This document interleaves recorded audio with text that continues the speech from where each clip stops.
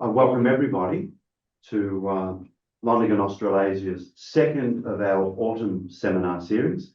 My name is Jeff Brody, a member of the Melbourne group here, and last meeting we drew straws. I got the short one to MC it. I think that's the democratic way. So again, welcome and thank you very much for coming along. And just by way of background, for those that might be new, the Melbourne Lonergan group meet here in the room at St Mary's College at the University of Melbourne on the second Tuesday of every month. But we also now, mastering technology, several people join us online as well. And so that is an option.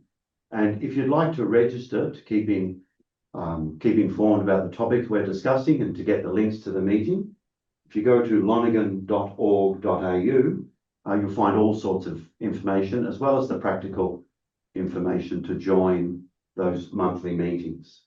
For instance, we're discussing Lonergan's address, Mission and the Spirit at the moment.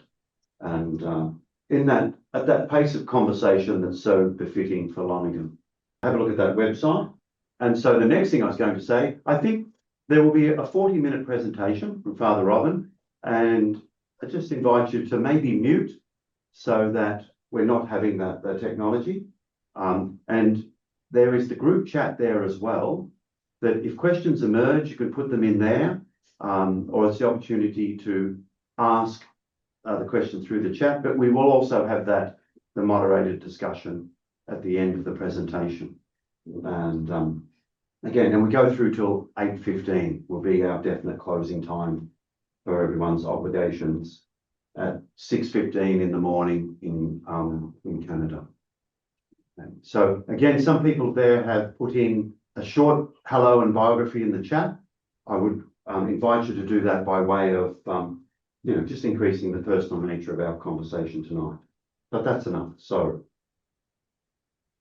it is my joy to introduce Father Robin Koning of the Jesuits, who currently serves as the Vocations Director for the Jesuits in Australia and New Zealand. And as part of that ministry, he works with young adults, especially through the gift of retreats and workshops on Ignatian spirituality. He's previously taught high school science and religion, as well as tertiary level theology.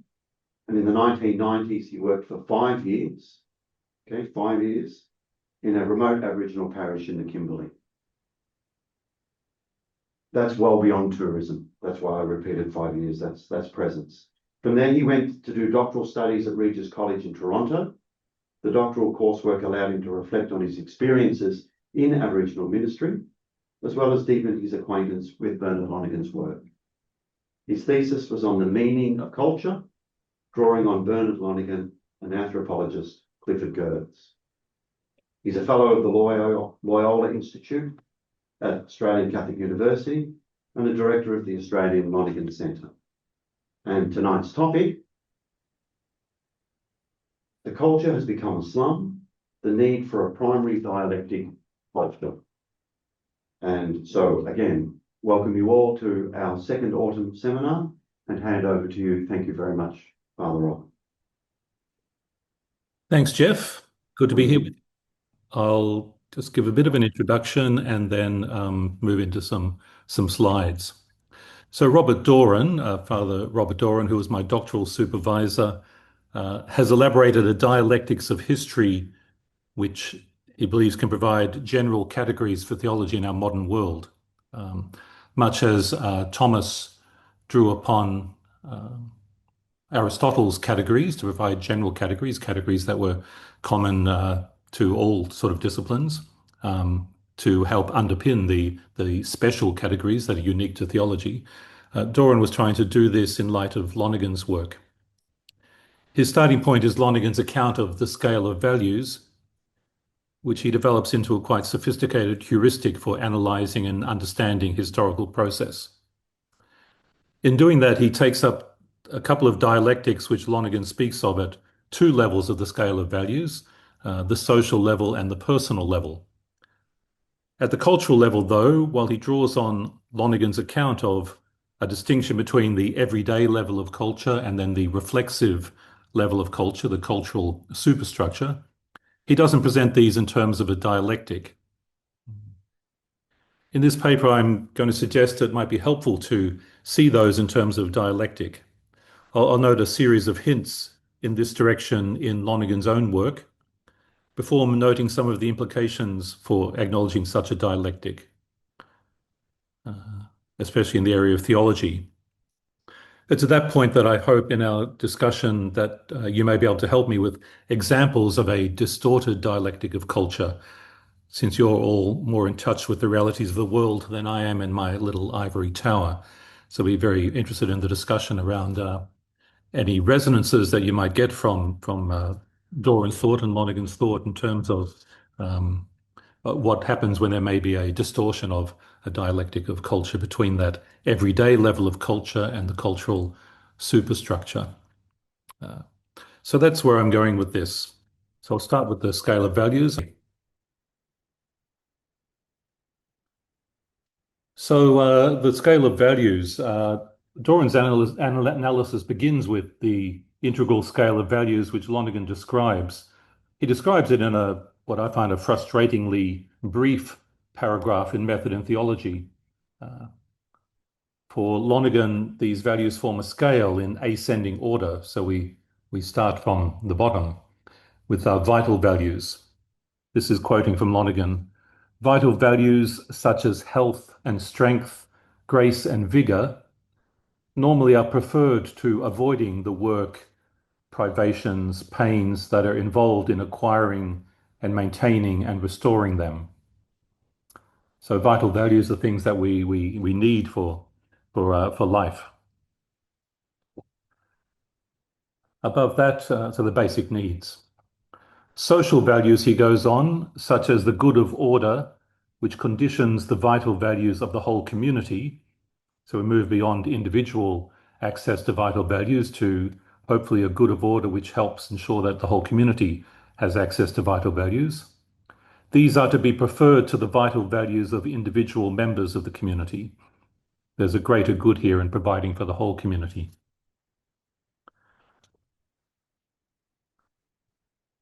The cultural values do not exist without the underpinning of vital and social values. Each of these levels builds on the previous ones, but nonetheless they rank higher, Lonergan says. Not on bread alone does man live. Over and above mere living and operating, people have to find a meaning and value in their living and operating.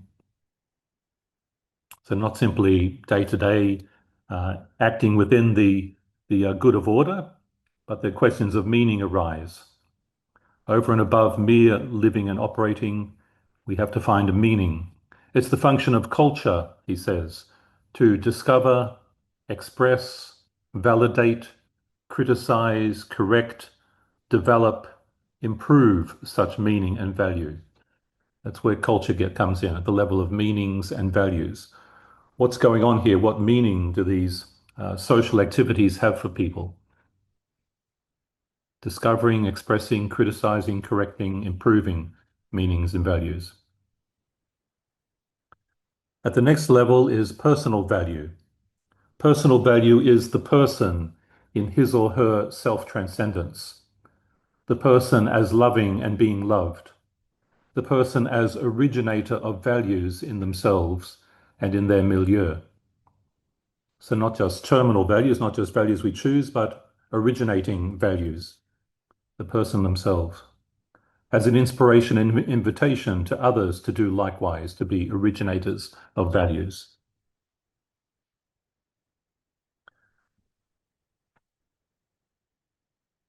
And then at the fifth level, religious values, which are at the heart of the meaning and value of our living in the world. And he'll speak about that in other places, not in this paragraph. He refers to that, he will look at it later, the gift of God's love, the life of grace entering into our world, into our lives. So that's the basic structure of Lonergan's integral scale of values, which on which Doran builds his heuristic, his sophisticated heuristic. From those basic 5 levels of values, he takes another thought from Lonergan in his essay on healing and creating in history to talk about both of these movements within history. The creating movement, humans creating, building from one level of values to the other, by which the lower levels set conditions for the higher levels of value. So vital levels, if we're struggling just to eat, if it's a place of greater hunger, then it's very hard to create a good of order at more than a very fundamental level. Or if there's a serious event in world history like the COVID, our COVID time, then that what's happening at the vital level, where we're dealing with very basic issues of health and life, will set conditions on what and will help shape what is going to be able to be needs to be done at the social level. Likewise, changes at the social level can set conditions for rethinking of things at a cultural level. The advent of AI, we're very much aware of at the moment, and is raising all sorts of levels at the cultural question of the meanings of this and how it shapes our meanings. So higher levels can be conditioned by realities at the lower levels in the creating of value. There's also the healing vector, the downward vector, where God's grace enters into and shapes individuals who then hopefully will help shape cultures in authentic ways. And those cultural meanings will help shape the social and likewise. So that's the next stage of Doran's outline, is this movement of both healing and creating in history. He then goes on to look at various dialectics, which Lonergan talks about in other places. Dialectics at the social and the personal level. First of all, what Lonergan means by dialectic. He says he's not talking about a Marxist dialectic. It's not an inevitable outworking of social forces. It is, in his terms, an unfolding of principles of change, an unfolding. And not just an abstract unfolding, but a concrete unfolding. It could go in a range of directions of progress or decline in different forms as this dialectic unfolds. And it's not just disconnected principles of change, but ones which are linked, unfolding of linked principles of change, ones which have some impact on one another, sets of events, and are also opposed. I'll tease out in a moment the different meanings of opposed here, but there is some tension at least between these different principles, which gives it that dialectical flavor. So a concrete unfolding of linked but opposed principles of change.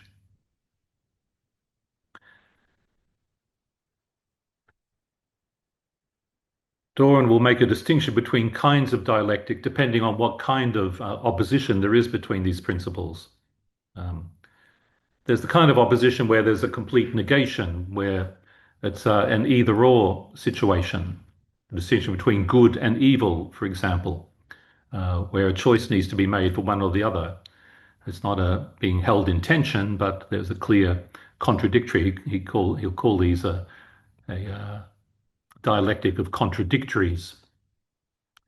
But there are other dialectics where things may tend in opposite directions, but we need both sides of the dialectic to be held together, a both and situation, where there needs to be sometimes a taut tension between the two, where we don't go to one extreme or the other, but hold both in tension. So the first ones, the contradictory ones, you will call a dialectic of contradictories.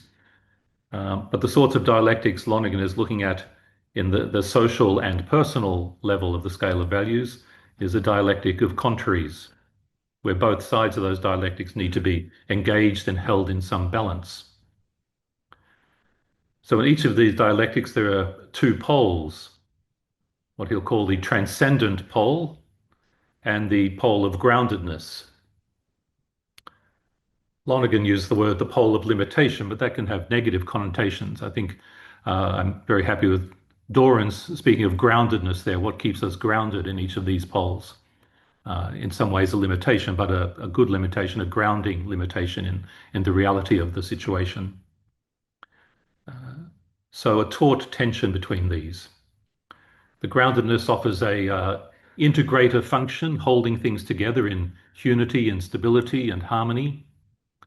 The transcendent pole is an operator function, moving us forward in transforming a situation or in transforming ourselves, in growing and moving forward.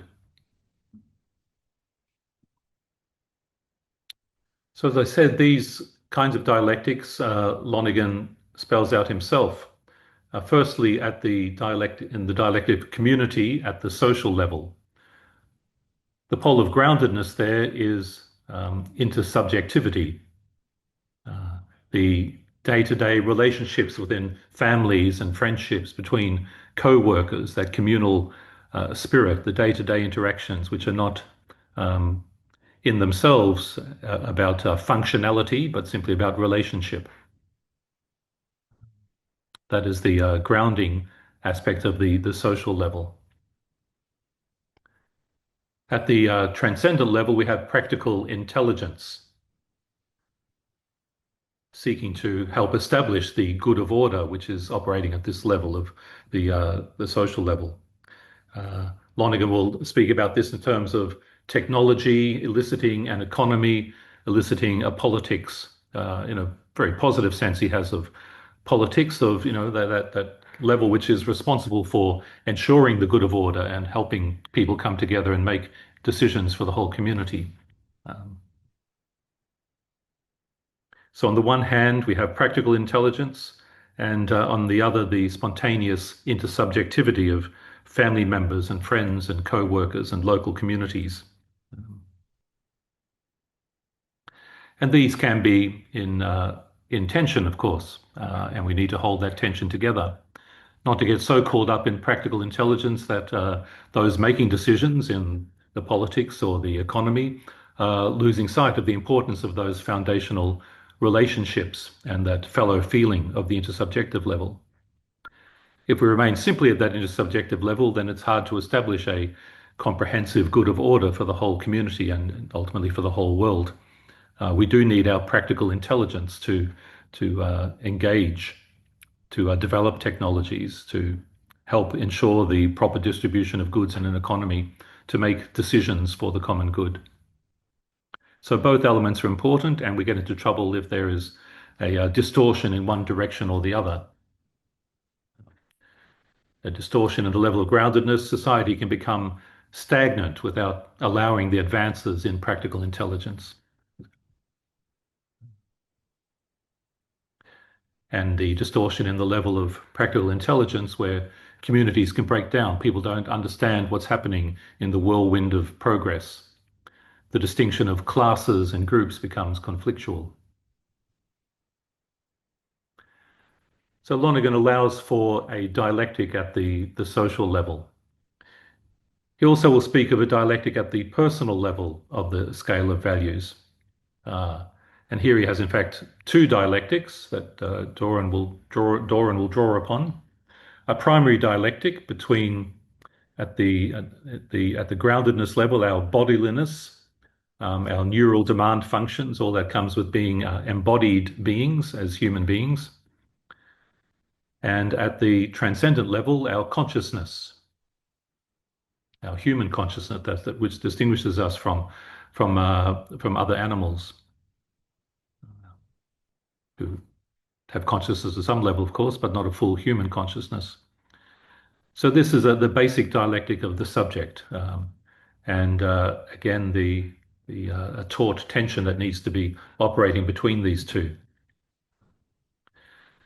But within the level of consciousness itself, Lonergan points to another dialectic within consciousness, within that transcendent level, between the basic level of experiencing, what we can see and feel and hear and experience of our inner processes, just simply experiencing without yet raising questions, and the raising of questions.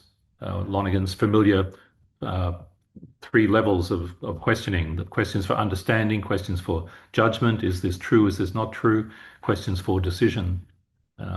What he will call experiencing is the psychic level, and spirit at the level of questioning, that pure desire to know, to ask questions and to seek answers. which satisfy us at those different levels. So here there is another dialectic between these two. For the spirit stuff to always be grounded in the experience, for the experience to open itself up, to not to cut off the questions for understanding and judging and deciding. So at both those levels of the, so that's at the secondary level there, yeah.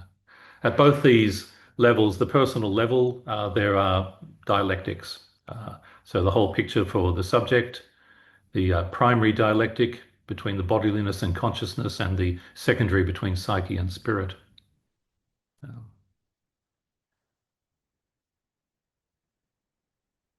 At the cultural level, Lonergan does make a distinction between an everyday level of culture, the level of immanent meanings, the meanings immanent within a culture, even if they're not explicitly articulated or stated, the level of rites and symbols and language and art, meaning that is felt and intuited and acted out within a culture. He talks about the meaning of the dream before it is interpreted by the therapist, the meaning of the work of art in itself, the work of art speaking for itself before the art critic focuses on it and relates it to a range of other things. The meanings of everyday speech with all their nuance and sometimes elusiveness and intricacy. The intersubjective meanings of smiles and frowns and speech and silence, gesture.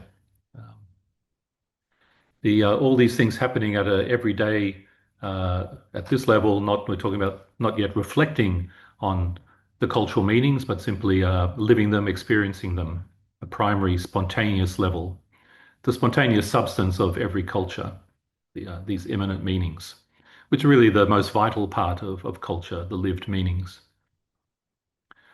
So Lonergan points to those, and he points also to the reflexive superstructure of culture. When differentiated consciousness begins to ask questions, try to understand the culture, to articulate it. The art critic articulating what they understand the meaning of a work of art to be. Historians studying history and articulating the meanings that are unfolding in history. Scientists and technologists reflecting at their level on what craftspeople and artisans might produce. The move from day-to-day proverbs to the more articulated wisdom of philosophers. Those sorts of examples, biography, history, psychology, economics, Lonergan points to a whole range of things operating at this reflective superstructure level, a reflexive objectifying level, trying to elaborate and evaluate and articulate what's happening at the level of the cultural infrastructure, the level of immanent meanings. So it's really a specialized pursuit of, hopefully, of the true, the good, the intelligible, the transcendentals. So Lonergan articulates that distinction at a number of places, but he doesn't speak about it directly in terms of a dialectic, and Doran doesn't pick up on that at all. That's where I'll be going with this. Where Doran does talk about a dialectic of culture, it's a secondary dialectic at the level, within the level of immanent meanings, not between the superstructure and the immanent meanings. Within those immanent meanings, he draws on Eric Voegelin to talk about cosmologically grounded meanings and values and anthropologically grounded meanings and values. What's he mean by that? Cosmologically, I think it's what we see in many indigenous cultures, where the basic understanding of how things operate is, and there's a tension between those, is that we have cosmic realities, cosmological constitutive meaning, cosmic realities, and society, the aim of, purpose of society is to shape itself to those cosmic realities, to the world order, the order of nature, the cosmos. The society is shaped by that, and then individuals are shaped by society in a reasonably determined way. Society shapes itself to the meanings and rhythms of the cosmos, and individuals are to shape themselves to the community's meanings. That's a basic dynamic with cosmological cultures. Anthropological cultures, we have another dynamism where there's meaning and value in a world transcendent level, whether articulated as God or reason or logos.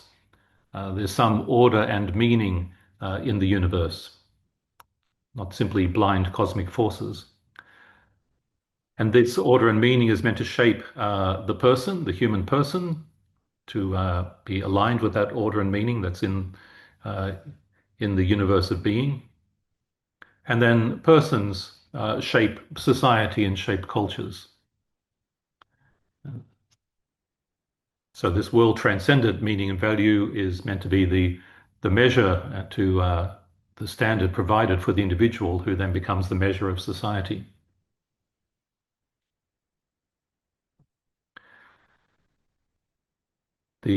So Greek culture, obviously, very much in this anthropological pattern, and much of Western culture flowing from that. Indigenous cultures, very much engaged with the cosmological constitutive meanings. But of course, we need neither one with the other is helpful, can be distorted, this dialectic, when we know very much if the anthropological side loses touch with the rhythms of nature, we see the sorts of ecological disaster that we're all too aware of. So it's not, again, not a matter of just one or the other, but how do we stay in touch with some of those cosmological rhythms? On the cosmological side, the danger of being caught up in myth, in the negative sense of myth and magic that Lonergan talks about in Insight, where humans don't take responsibility for history, for the shaping of history, but abandon themselves to fate, can downplay the possibility of personal creativity and responsibility. Much weight is given to society responsibility and communal responsibilities.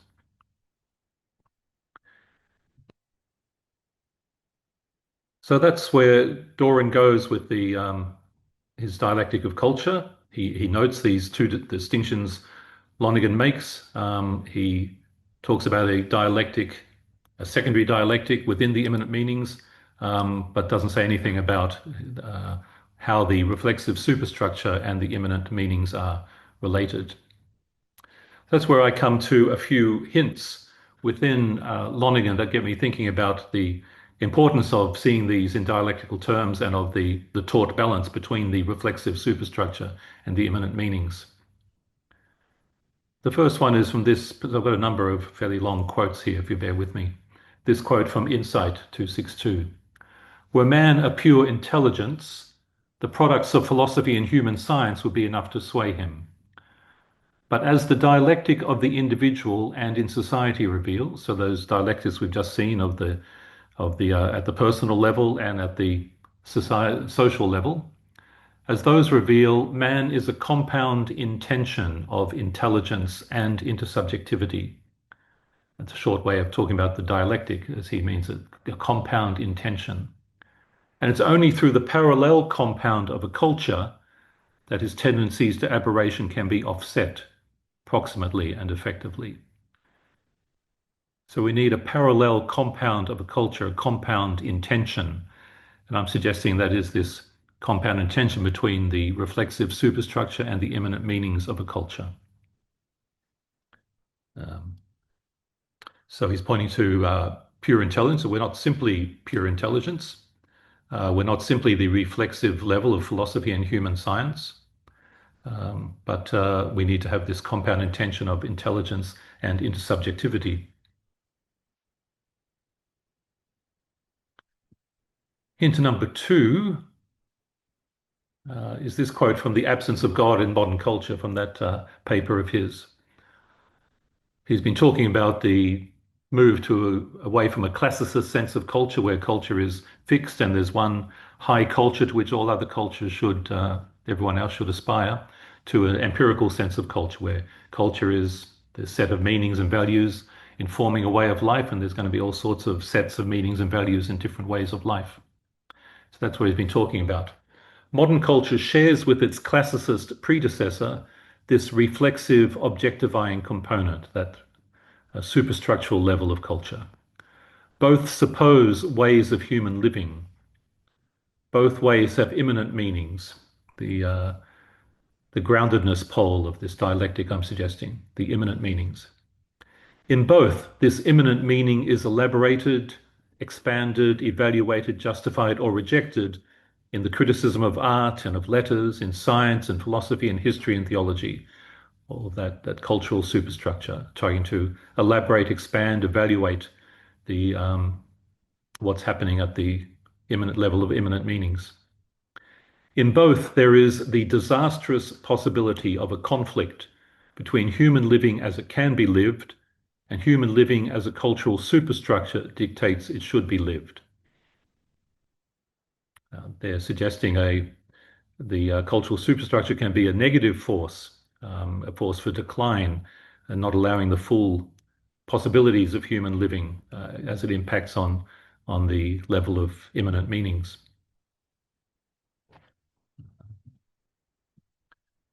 So a possibility of conflict between these two levels.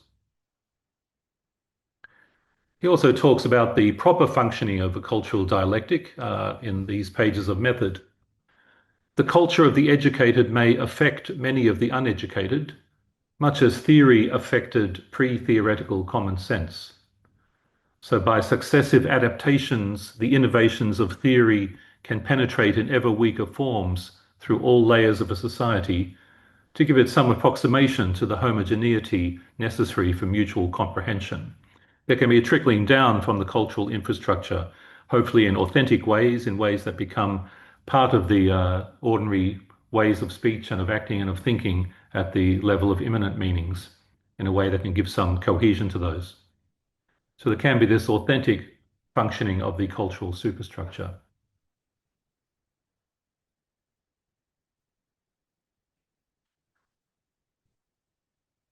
But there's also the possibility of distortion in this cultural dialectic, and this is where this quote, the title of the paper, comes from. Ideal conditions need not obtain, discontinuities may arise. The better educated can become a class closed in upon themselves with no task proportionate to their training. They become effete. The less educated and the uneducated find themselves with a tradition that is beyond their means. They cannot maintain it. They lack the genius to transform it into some simpler, vital, and intelligible whole. It degenerates. The meaning and values of human living are impoverished. The will to achieve slackens and narrows. Where once there were joys and sorrows, now there are just pleasures and pains. The culture has become a slum. A breakdown of a vital and intelligible whole in the meanings, where the better educated, those engaged in the cultural superstructure, are not doing their job or turning in upon themselves.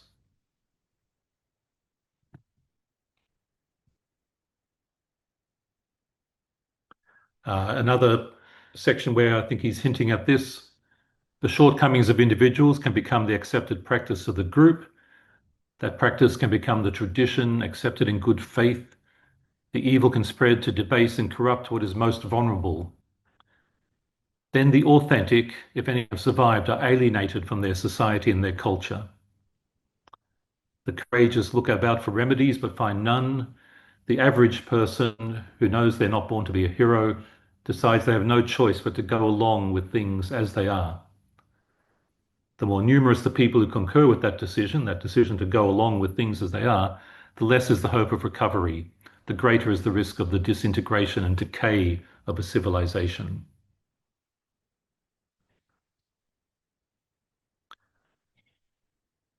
In this, some part of cultural achievement is being destroyed. It will cease to become a familiar component in cultural experience, recede into the past. This elimination of a genuine part of the culture means that a previous whole has been mutilated, a balance has been upset. And there'll be such, and that may even be admired as the forward march of progress, that mutilation and that imbalance.